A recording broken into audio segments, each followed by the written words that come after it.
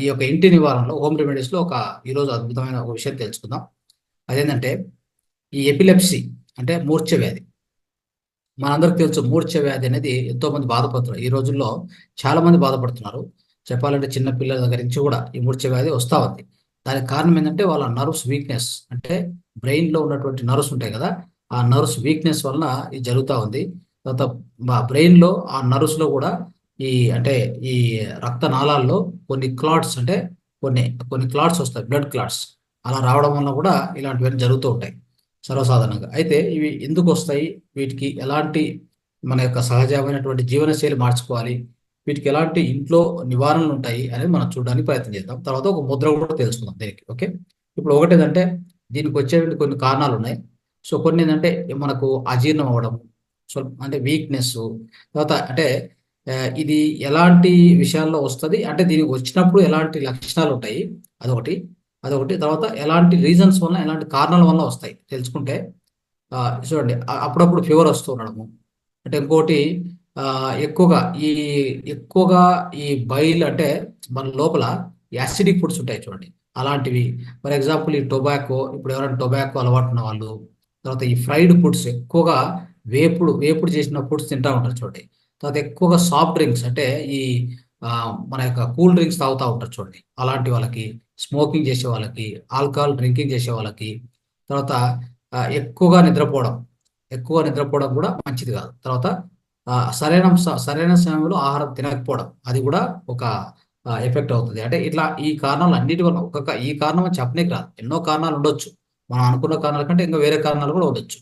అయితే మొత్తం మీద ఎపిలెప్సీ అంటే ఈ మూర్ఛ వ్యాధి రావడానికి, ఫిట్స్ అంటాము, అది రావడానికి ఇట్లా కారణాలు ఉంటాయి.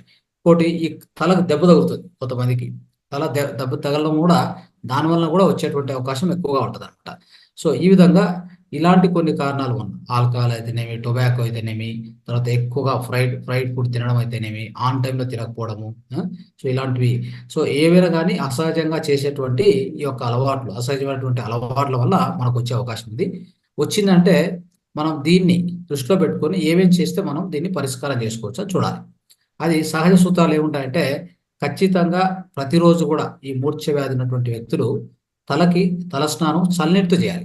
గుర్తుపెట్టుకోండి, చల్లనీటితో మాత్రమే చేయాలి, అద్భుతంగా పనిచేస్తుంది. రెండోది, తర్వాత క్లీన్ ఫుడ్ కరెక్ట్ టైంలో తీసుకోవాలి. ఓకే, ప్రతిరోజు తినే ముందు స్నానం చేసినాకే తినాలి, ఇది కూడా గుర్తుపెట్టుకోండి. తర్వాత ఈ యొక్క అంటే ఎస్పెషల్లీ వాళ్ళకి ఈ మూర్ఛ వ్యాధి ఉన్న వాళ్ళకి ఏం చేయాలంటే, నైట్ పడుకుంటే ముందు, నిద్రపోయే ముందు ఈ ముక్కులో ఈ రంధ్రంలో ఒక 3 డ్రాప్స్, ఈ రంధ్రంలో 3 డ్రాప్స్ ఏం వేయాలి అంటే, మన దేశీ నాటి ఆవు యొక్క ఆ యొక్క దాన్ని ఏమంటారు, నెయ్యి, నాటి ఆవు యొక్క నెయ్యి ఉంది కదా, బాగా కరగబెట్టి దాన్ని ఈ ముక్కులో ఒక 3 డ్రాప్స్, ఈ ముక్కులో 3 డ్రాప్స్ వేస్తే మీకు అద్భుతంగా పనిచేస్తుంది. వీళ్ళకి ఎస్పెషల్లీ ఈ వ్యాధి వచ్చిన వాళ్ళకి కానీ ముందు రాకూడదు అనుకుంటే కూడా ఇది అద్భుతమైనటువంటి పరిహారం. ఓకే, అంటే తగ్గుతూ వస్తుంది, ఆ వ్యాధి తీవ్రత తగ్గుతూ వస్తుంది అనేది చాలా ఇంపార్టెంట్. సరే, ఇప్పుడు ఇంట్లో నివారణ ఏం చేసుకోవచ్చు అంటే, పొద్దున్నే ఖచ్చితంగా ఏం చేయాలంటే పరిగడుపుతో ఏం చేయాలి, తులసి కషాయం తాగాలి. ఓకే, అది very important, first number 1 point అది. తర్వాత మధ్యాహ్నం ఏం చేయాలంటే ఒక గ్లాస్ నీరు తీసుకోండి, 2 స్పూన్ ఒక స్పూను అట్లా ఈ మామూలుగా తేనె వేసుకోండి. తర్వాత ఈ కార్డమేం అంటాం దీన్ని. అంటే ఇది వచ్చేసి ఏం చేయాలంటే బాగా గ్రైండ్ చేసుకోవాలి. కార్డమేం అంటే తెలుగులో ఏమంటారు, కార్డమేం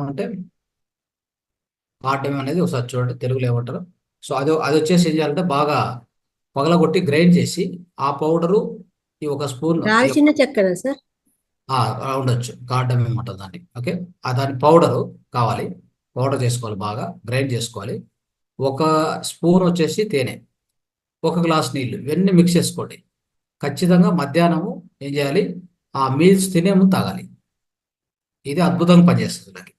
తర్వాత డిన్నర్ టైంలో ఏం చేయాలి చూడండి, నైట్ ఆహారం ముందు ఏం చేయాలి, 1 గ్లాస్ వాటరు, 3 స్పూన్ల ఈ యొక్క గో ఆర్క్ అని దొరుకుతుంది, గో ఆర్క్, అది కలుపుకొని తాగాలి. తర్వాత వాళ్ళ ఆహారం తినొచ్చు. చూడండి, సో ఇవి ఇక్కడ ఉన్నటువంటి విషయాలు. అంటే ఇప్పుడు మనం చెప్పుకున్నటువంటి అన్ని కూడా మీరేమైనా అల్లోపతి మందులు తింటూ ఉంటే కూడా వాటితో పాటు చేయండి దయచేసి, ఎలాంటి అభ్యంతరం లేదు. ఖచ్చితంగా పనిచేస్తుంది. ఇది ఎంతవరకు చేయాలి? ఇప్పుడు చెప్పినటువంటి ఈ పరిహారాలు అంటే మీకు వ్యాధి తగ్గేంత వరకు చేసుకోవచ్చు. ఎలాంటి అభ్యంతరం లేదు స్నేహితులారా. సో ఇది ఈరోజు మనం తెలుసుకున్నటువంటి విషయం. దీనికి ఫైనల్గా ఒక ముద్ర తెలుసుకున్నాం. ఇది అద్భుతమైన ముద్ర అని చెప్పొచ్చు. ఇది వచ్చేసి మృగి ముద్ర. ఏమంటారు? మృగి ముద్ర. ప్రతిరోజు కూడా పొద్దున, మధ్యాహ్నం, సాయంత్రం మీకు తెలుసు ఎలా ముద్ర ప్రాక్టీస్ చేయాలో. అది ఎలా చేయాలో చెప్తారు. అలా ప్రాక్టీస్ చేయండి. ప్రతిరోజు 3 సార్లు చేయండి. చేసినప్పుడు ఒక 30 నిమిషాలు అలా చేసుకుంటే అద్భుతంగా పనిచేస్తారు. చూడండి. యాక్చువల్గా ఇది ఎలా ఉంటుందంటే అపాన ముద్ర లాగా ఉంటుంది. అపాన ముద్ర మాత్రం కాదు. అపాన ముద్ర వచ్చేసి ఈ యొక్క వేరు చివరి భాగాలు టచ్ చేస్తాం. అదే ఇది వచ్చేసి అలా కాదు, ఇలా టచ్ చేస్తాం. ఇది ఎలా ఉంది చూడండి. ఇట్లా చూడండి ఎట్లా ఉంది, జింకలా ఉందా? జింక. జింక అంటాం కదా. మృగి అంటే జింక అని అర్థం. మీకు ఇట్లా అనిపిస్తుందా? కరెక్ట్గా ఇట్లా పెట్టుకుంటే జింక ముద్రలా ఉంది కదా ఇది. అందుకే దీన్ని మృగి ముద్ర అంటాం. మృగి ముద్రలు ఏంటంటే ప్రధానంగా చూసుకోండి, ఇట్లా కొనలు కాదు, ఇట్లా టచ్, ఇట్లా ఇట్లా ఇట్లా ఉంటుంది. ఇట్లా ఇలా పెట్టుకొని ఇట్లా హాయిగా తొడ మీద పెట్టుకొని ఇలాగా తొడ మీద పెట్టుకొని ప్రాక్టీస్ చేయాలి. ఇది మృగి ముద్ర. ఓకే స్నేహితులారా, ఇది చేయండి. సో అద్భుతంగా మీకు ఇలా ఇలా ఒత్తినప్పుడు ఏమంటే ఒత్తడం అనేది ఎక్కువ ఒత్తాల్సిన అవసరం లేదు. హాయిగా మృదువుగా ఇలా టచ్ చేయండి. ఇక్కడ పీనియల్ గ్లాండ్, పిట్యూటరీ గ్లాండ్ ఉంటుంది. అవి యాక్టివేట్ రావడం వల్ల ఈ ముద్ర ద్వారా మీకు తొందరగా కూడా ఈ ఫిట్స్ నుంచి బయటకు వస్తారు. అదే ప్రధానంగా స్నేహితులారా. సో ఇది మనం ఈరోజు తెలుసుకున్నటువంటి విషయం. అన్నీ కూడా ఈరోజు అద్భుతంగా నడిచాయి.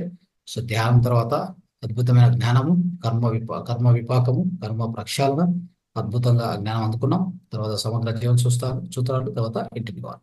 Thank you so much. అందరికీ ధన్యవాదాలు. నమస్తే.